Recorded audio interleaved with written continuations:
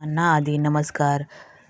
श्री साळुंकेमध्ये आपलं स्वागत आहे. आजची रेसिपी आपण झटपट होणारी रेसिपी बघू शकता. अशा प्रकारे मी कोथिंबीर भजी बनवलेली आहे. त्यासाठी लागणारं साहित्य जर तुम्हाला पाहिजे असेल तर डिस्क्रिप्शन बॉक्समध्ये कमेंट्स करून सांगा. मी सर्व डिटेल्स तुम्हाला देईल. अशाच नवनवीन रेसिपीसाठी श्री साळुंके चॅनलला लाईक अँड फॉलो करा. मी हे मिक्सर आधीच करून घेतलेलं आहे.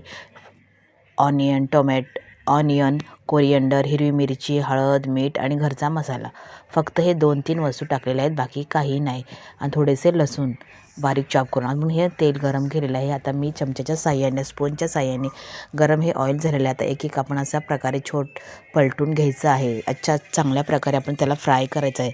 अशाच नवनवीन रेसिपीसाठी यूट्यूब, इंस्टावरती माझी जी व्हिडिओज पूर्ण येतात त्याबद्दल आणि तुम्ही वॉच करता त्याबद्दल आपल्या सर्वांचं मनापासून आभार. अशाच नवनवीन रेसिपीसाठी श्री साळुंके चॅनलला लाईक अँड सबस्क्राईब करा.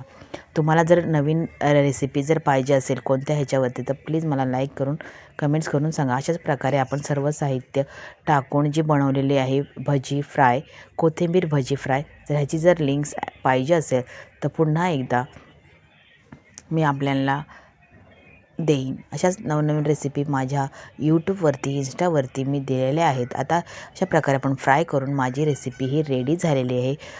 कोरिअंडर भजी आपण बघू शकता. अशाच नवनवीन रेसिपीसाठी श्री साळुंके चॅनलला लाईक अँड फॉलो करा.